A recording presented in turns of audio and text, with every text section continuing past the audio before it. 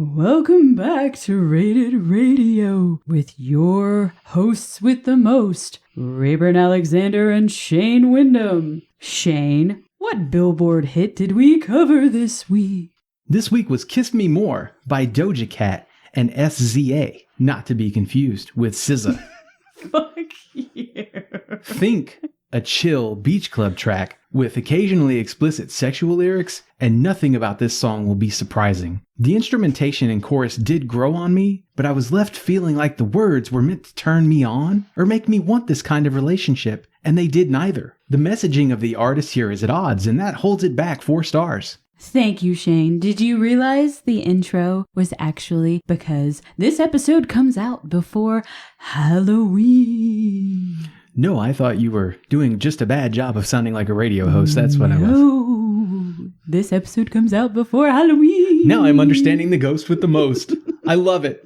I love it. Back to Kiss Me More by Doja Cat featuring SZA. SZA. Not bad. Young, light, bubblegum pop that lacks depth. But not everything needs depth to be enjoyed. I give it a 3. I was nicer to it. That's a big surprise, Rayburn. It is a big surprise, Shane. Are we going to stop doing these voices now? I don't think so. I think I'm just going to do this the whole time. Okay. So here's the thing. I realized right after listening to this track that I hear it everywhere. Just everywhere, Rayburn. Yep.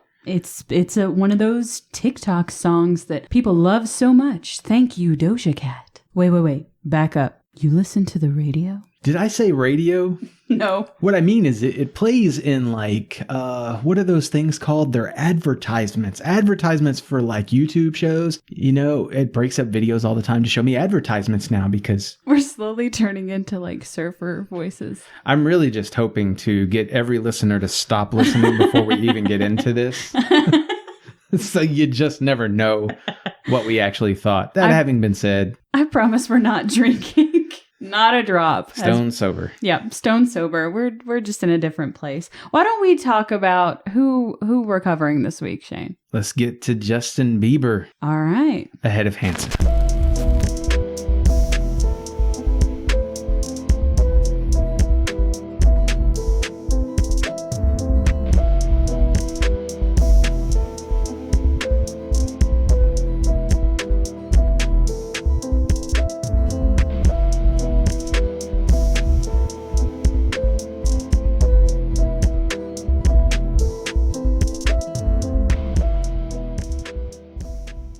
All right. First artist we covered was Mr. Justin Bieber, as his friends call him. That's how you say his name? No, it's Bieber. Oh. Justin Bieber. You know, it's my thing to say artist names weird. You know, I'm leaning into it. I still trust you, apparently. I'm feeling vindication over here. Why don't you walk us through the albums?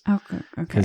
I was going to say something about SZA. Maybe, obviously, you didn't trust me. Maybe that's what it is. First album that we covered by Justin Bieber was My World from 2009. This was my middle album. This was also my middle album. I gave it 2 5s out of 7 tracks. 0. Worth mentioning too, for anyone who's confused before we go any further, this was obviously the original EP that came out. This was not the deluxe re-release that came out the following year. So we lack a lot of the tracks that some of you are probably used to from this album. Yes. My top track was Down to Earth. First Dance. And my bottom track was Love Me. Bigger. Okay, let's get into it.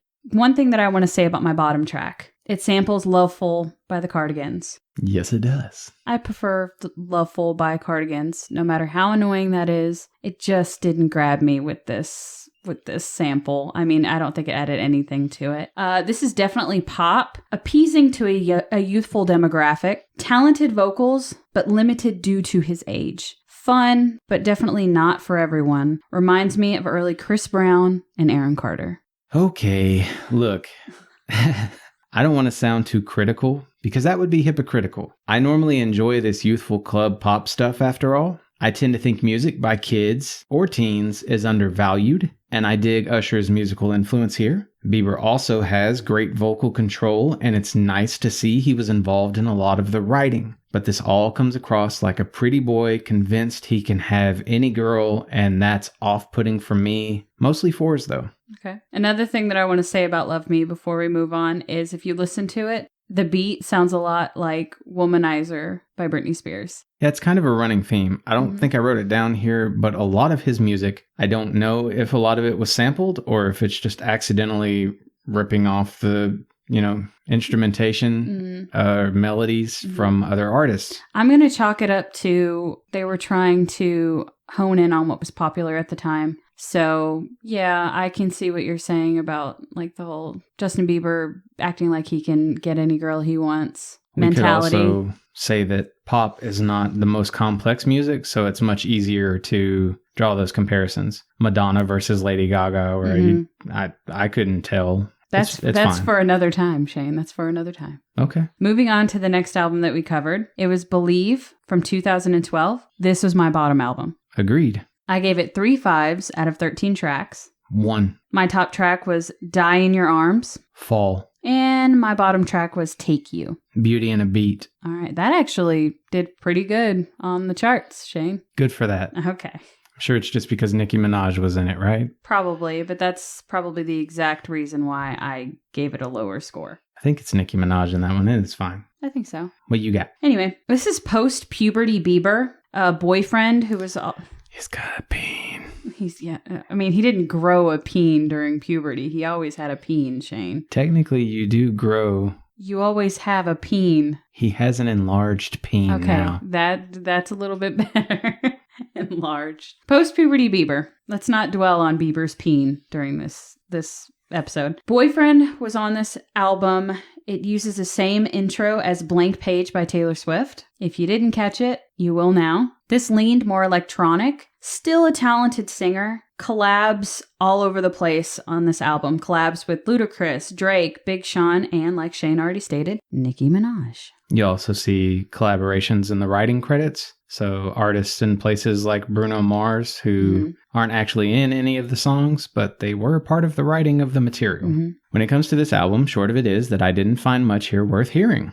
His voice has grown, but his sound and depth haven't. There's little here that hasn't already been done better by another artist. His voice is nice. Production is still on the high end, but in spite of the numerous chances I've given this, I'm just not emotionally affected by much of this album. Yeah, I love I like his vocals. He's definitely a talented vocalist, but a lot of his vocals get lost in the add-ons, like the electronic add-ons in this album. Anyway, moving on to our next album. It was Purpose from 2015. This is my top album. Agreed. I gave it 3 5s out of 13 tracks. 7. Wow. All right. My top track was I'll Show You. No pressure, but I was torn with I'll Show You. And my bottom track, Children. Children. This is a more sexualized Bieber. Leaned more to the sound changes of the times, such as The Weeknd's Beauty Behind the Madness album. Reminded me a lot of that album and how sexually charged it was, because we have established you can fucks to The Weeknd. Soulful. Collabs include Big Sean, Travis Scott, Halsey, Skrillex, and Diplo, and it has a mixture of love and dance ballads throughout. This is a marked improvement. The vocals, lyrics, and music all feel more like a unique inspiration, and less like will.i.am trying to create a knockoff boy band superstar. This disc has solid Timberlake and The Weeknd vibes. So there you go, Raven. There's more focus on sound than on ego, and that made for a delightful listen, especially considering the other albums we listened to. I still don't understand how he got so big and pulls the guest spots that he does, but maybe this stuff will grow on me more. I don't know. Who knows? Well, as far as how he got so big, Shane, he got to start posting music to YouTube. A lot of people already know that. Scooter Braun discovered Bieber on YouTube and created an artist management company just to sign him. A lot of his other artists that he manages include Ariana Grande and Demi Lovato. Bieber's musical influences are Justin Timberlake, Craig David, Chris Brown, and Neo, which I think it shows a lot here. His mentors are Usher and Will Smith. Will Smith actually talks to Bieber at least one time, or at least once per week. Nice. And Bieber knows how to play other musical instruments, including the trumpet, guitar, piano, and drums. So this artist's music makes me feel like a cringing old person at first, but like a with it old person in the end. With it. There are clearly a lot of people who think Bieber should be the next king of pop. himself included, at least early on. I suspect he's done a lot of tough growing in the spotlight and is now a perfectly nice person. He has a capable voice and his writing skills are improving from what I can tell, but a lot of his sound feels recycled and he has a lot of ground to cover if he wants to be the next MJ in my book. Yeah, and this might be a little controversial, but he definitely sounds less like a douche in the Purpose album and seems more like a genuine human being with flaws and doubts and all sorts of things like that. And that's really worth pointing out and talking about, because when you are someone who got big at a super young age, where you are still inclined to have those tendencies for self-indulgence, self-obsession. What's the word? I feel like those are great words. I know. Someone who's in love with themselves. Narcissist. You have narcissistic tendencies as a child, especially as a teen. And the fact that he was remaining in the spotlight and has seemingly grown out of some of that, even to the point where he does little spots in videos where he doesn't have to be credited in any major way. You know, I remember him showing up with the dancers and it's a Carly Rae Jepsen song. Call Me Maybe. Is that what it is? The big one on YouTube that everybody was like super annoyed with? The one Tom Hanks does, I Really Like You is the song I was trying to think of. Oh. He was just part of the dancing crowd on the street. He does become more prominent towards the end in the video, Justin Bieber does, but it didn't seem like an ego thing. I don't know. He strikes me as someone who's growing, so I definitely, and I was surprised that you picked the albums you did. I thought for sure we weren't going to go to the beginning. I wanted to start at the beginning. I left out, what is it? Is it Never Say Never? I have no idea the about the early big Justin Bieber album that I think has Baby on it. I made it a point to leave that one out because I wanted to start at the very beginning, how he was found, right fresh off of that. My takeaway from what you picked was that you've kind of been on the Bieber train all along. Okay. No. Okay. Not at all. All right. Well. But thanks. I don't know. Purpose made me want to hear more Justin Bieber, and that in and of itself is something I never thought I would be saying. Mm-hmm. So that's worth celebrating. Can we take a break? Yes, we can definitely take a break.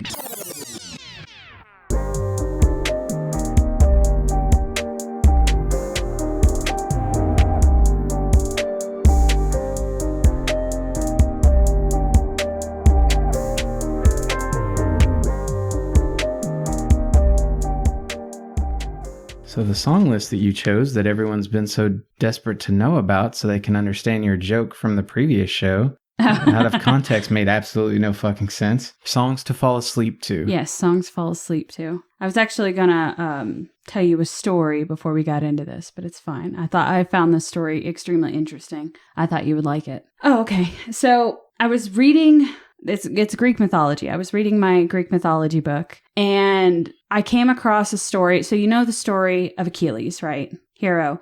Yes. And have you ever heard of I forget how to pronounce his name. I think it's Bophides. What are we getting at? Anyway, so the story of Achilles, you know, he's got this tragic weakness. It's the same with Bophides. Achilles has his heel, where Bophides was his groin. So you've heard of Achilles' heel, but have you heard the story of Bophides' nuts? Very good. Thank you. Very good. I heard it and I was like, I have to somehow tell Shane this. So thank you. Thank you. What? Bophides? These nuts. Got him. Got him. Top 10 songs to fall asleep to. Which were just my first 10 songs from the last episode pulled away because I do mix the playlists every time. I don't just throw them on there willy-nilly. Yes, you do. Why don't you go first this episode? So the track I went with from my 10 was Sleep on the Floor by the Lumineers. This song, while probably not the easiest song to sleep to, has a title which fits the theme well. I picked this song because of the video. The girl in that video reminds me of my first love. Everything from the way she moves and dresses to her obvious emotional vulnerability screams that girl's name to me. And the video feels a lot like wish fulfillment for that younger me who once loved her so dearly. The thought of what might have been if the hardships we encountered hadn't come rushing at us all at once 20 years on from those days, I live a chill life of routines. I remember thinking way back when I was with her that it was probably good we ended because I figured she'd have gotten bored with me someday. But the amount of practicality that invades almost every moment of my present life leaves me looking at this video and wondering if I was wrong to assume the grass is always greener. Grass is always greener. My pick is Playground Love by Air. I remember listening to the song laying in bed after finishing the first book that I can ever remember it truly shattering me and shaking me to my core. I'd originally seen the movie. It's The Virgin Suicides. The book is by Jeffrey Eugene Dees, and I never know if I'm pronouncing that right, but I've talked about this book. It was my first coming of age book that I remember just being engulfed in. Mm-hmm.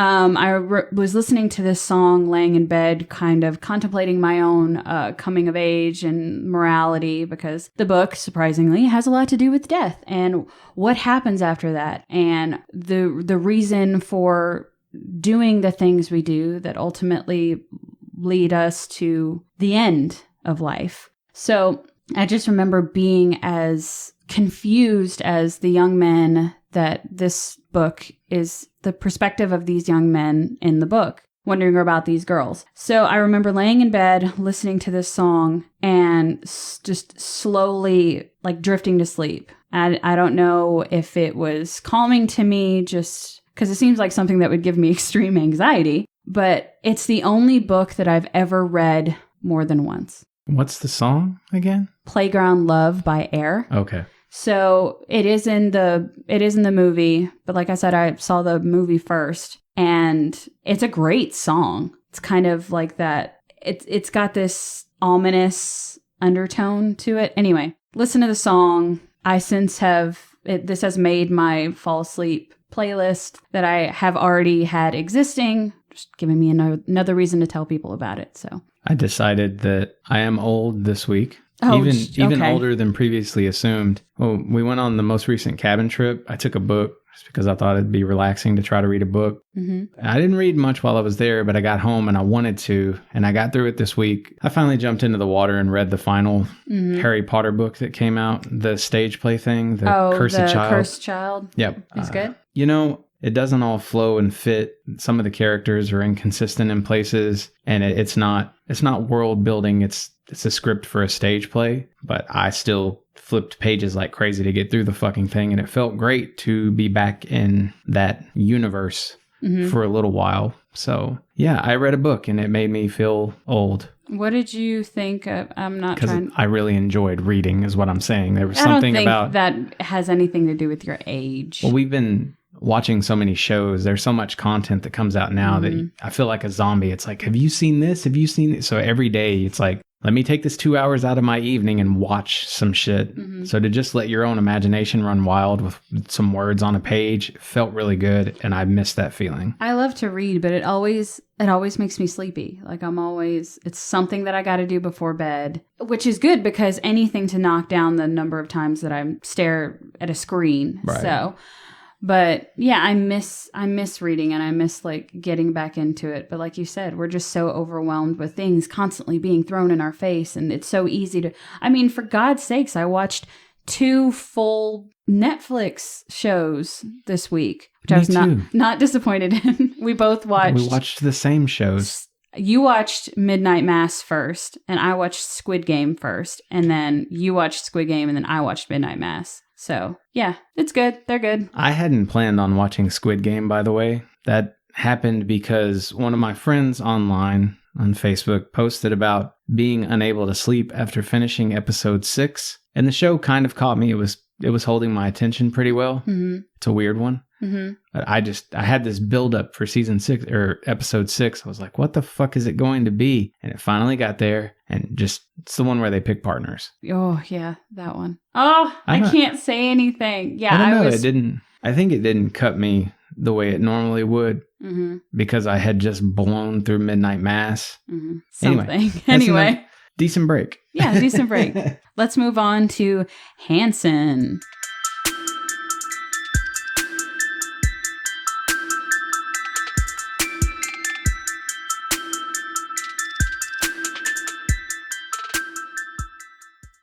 Are you scared? Terrified. Are you? No. Are you going to hear about it? Oh, probably not, but I mean, everybody is entitled to their own opinion. I assume your opinion is going to be a nice one. Why do you assume that? I think you don't want a lot of private fights. I don't care. Do you think that stopped me during Guy Clark? Guy Clark didn't win. This is true. That episode. So I feel what I feel, you know, and you assuming that I was really, really into Justin Bieber. I am more into Bieber's music now than back then. Like you said, even then I found him to be douchey and kind of annoying. Okay. Not to say that some of his songs were not good.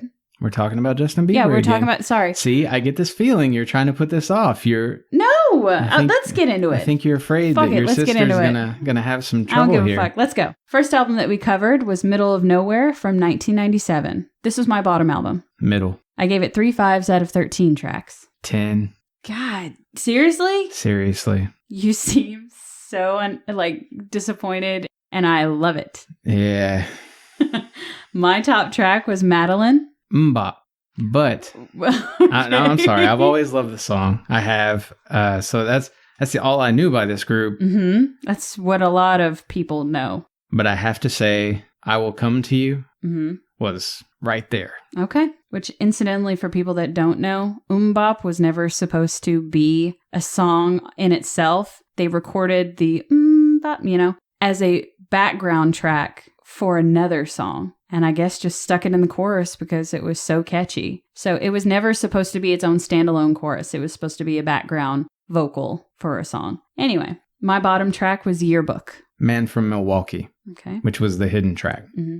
Vocals are hard to understand at times. Instrumentals seem more aged than the vocal direction. By me saying that, the instrumentals seemed more mature. Like, I think that an older artist could have taken these instrumentals and we wouldn't have batted an eye. It wouldn't have seemed too young, It is fun, it is youthful, and surprisingly funky and soulful at times. Take Maroon 5's debut, toss in some Spice Girls flair, finish it off with vocals reminiscent of the Jackson 5. I'm only slightly ashamed to admit that I thoroughly enjoy this album. Fact is, there's talent here that's so much more than Mbop would let on. Like most people, I've slept on this group, but congratulations, Hanson, you have my attention. All right. And the next album that we covered was Shout It Out from 2010. This was my top album. Agreed. I gave it 5 5s out of 12 tracks. 11. It was close. Mm-hmm. My top track was Me, Myself, and I. Voice in the chorus. And my bottom track was And I Waited. Use Me Up. Soulful, light and peppy, feel-good beats. Some song structures can be a little repetitive, though. Upbeat, innocent, still pushing the musical envelope when it comes to pop. The horns here are a really nice touch. There's nothing groundbreaking or lyrically impressive, but it's still a very easy sunshine sort of listen. The voices have grown older. Sound remains solid, hard not to love. Jason Mraz and Ben Folds vibes all over the map here. I really liked this album. I did too. And I really hated the cover, so that's saying something. You hated the cover? I hated the cover. I liked the cover, but I'm a basic bitch, so. Next album we covered was Anthem from 2010. This was my middle album. Bottom. I gave it 4 5s out of 13 tracks. 7. My top track was Juliet, but I want to make a note that my runner-up was Scream and Be Free. Already home. And my bottom track was I've Got Soul. Cut right through me. This is more mature vocals, more rock guitar, better harmonies. I loved the horn section being added in. I prefer Zach's vocals against Taylor's vocals, which I've always preferred Zach's vocals. Still fun. Hanson is fun. This album is the most different of the 3 we have on the list today. It leans more toward rock. Sometimes that really lands, feeling like a simpler Greta Van Fleet. Most of it feels like AJR though. I feel like I'm supposed to treat it like a serious rock release, but it would fall more into the bland end of that spectrum. The production is top notch, but some pieces feel rushed. There's not as much movement in the melodies, and the lyrics are still a pretty basic love affair. Not even close to bad, but not hitting as much out of the park for me either. As we stated before, their big break was Mbop. My favorite member is Zach. It's always Zach. Is that the middle one? No, that's the baby. He's the drummer. Oh, okay. Yeah, Zach is hilarious. Follow him on Instagram. They are from Tulsa, Oklahoma. There's a total of 7 Hanson siblings, including Mac Hanson of Joshua and the Holy Rollers. His music is also wonderful. Taylor and Isaac go by their middle names. Their first names are actually Jordan and Clark. So Taylor is the middle. He plays the keyboard. He's the one that sings the majority of the time. Isaac plays guitar, and Zach is the drums. They blew up after Bop in 97, but the group has continued to make music for over the past 24 years. And Shane, you'll like this. They have a pale ale. They have a beer company. Do you know what they named it? Hop. Wow. Okay. So might be something that you try on the Banter Bar. Clever, you guys. Very clever. I'm not knocking it. It's genuinely clever. I was fortunate enough to see them in 2017 at the House of Blues. They are wonderful live, really big energy, a lot of crowd involvement. Everyone was happy to be there. They seemed genuinely happy to be performing and interacting with the crowd. So kudos to them. Great show. Who I would want them to collaborate with? Harry Styles. Yeah, I could see that. I think it could be interesting. I didn't realize until a recent trip that we took that Harry Styles was a member of One Direction? Yes. Mm-hmm. And I heard that fact. We're listening to Falling by Harry Styles on the drive, and my wife throws that out there like it's nothing. Yeah, it's... And I had to question my reality. I straight up asked, does that mean I should be listening to and liking One Direction? She said, no, the sound is completely different. Yeah, I think wonderful. Family friendliness, this group is a good introduction to instrumental interplay for kids whose parents are cognizant of adult themes and lyrics. This is safe for the whole family. Their music makes me feel like I'm hearing a boy band discover they're also talented musicians. That's high praise. This is good music. It is. It is good music. Did you have any other notes? I don't have any other notes, although, there are a lot of things that I could say. I'm just going to check them out. If your tastes are comfortable with NSYNC and Daughtry, this falls nicely between those two types of sound. Overall, I was very happily surprised by this trio's music. If you need more feel-good music in your life, it seems hard to go wrong with Hanson. You could even draw comparisons to Imagine Dragons and, can't believe I'm going to say this, but musically it makes sense, Our Lady Peace. Wow. Some of the music really does remind me of some of Our Lady Peace's music. Yeah, this was kind of a blowout week for me. Hanson definitely took it, and I am still reeling. Well, because that was good shit. Good. I just love that you thought I would be such a fan of Justin. Hanson took it for me. I mean, I didn't think you were going to be a huge fan of... You thought I was going to be a bigger fan than what I was of Bieber? No, I was trying to find out, based on the albums you picked, I didn't know if... Oh, that was a preference? Yes. No, that was completely uncharted you territory took two for little boy me. albums and not like the new, more... You gotta see what... I mean, we did the same thing with Hanson. I'm not knocking it. Where I just didn't know. All right. Well, Hanson took it for me. It was closer than I thought it was going to be. That last Bieber album did wonders for his overall average. But yeah, ultimately it's Hanson. I would go further and say that even if we had 3 albums like Purpose, I still think Hanson would have taken this week. We say it sometimes, and sometimes it's pretty surprising, but this is a big fucking surprise. I like some pop music. Mm-hmm. I don't tend to like pop rock music, you know? You know who I think would love, like, Thinking About Something from Hanson's, is it Shout It Out album? Your Son. Yeah, I could see him getting into this group. I think he would love that song. Mm-hmm. It's great. Fun for it's the great whole for the family. whole family. Yeah, if you just give it a shot. I can't believe I'm saying that, but give it a shot. I enjoyed this group's music, and that may be the end of anyone taking me seriously, but that's just because you haven't gone and listened to it. Well, I promise you. I think we have managed to make the person that recommended Hanson, Samantha. Well, I did. Very proud. I did. I made her proud too. If I had been anti-Hanson, which again, I was just being honest, but if I had been anti-Hanson, I think you would have kind of been in the doghouse here too. So I wasn't as much worried about making Samantha proud as I was treating the music honestly. Yeah. I know you were too. I think I'm it just excited fell about that way. Hearing more of this group. I don't know. Yeah, they have a much larger discography, and they have 2 Christmas albums. Snowed In for sure, but I think there's another one where they're older. Could be added to your songs to listen at Christmas time. Check it out. I will give it a shot. There we go. Let's draw. Let's draw. Can I draw this time? Sure. Even though I drew last time? Yeah, sure. I mean, we're at your house. Why not? We make our own rules here at Rated Radio. All right, this is from Bianca. It's one of their top 10 artists. Mm-hmm. I don't know who Bianca is. I do. Is that a That's a listener. listener? Okay. Mm-hmm. So her recommendation, I think it's both. Okay.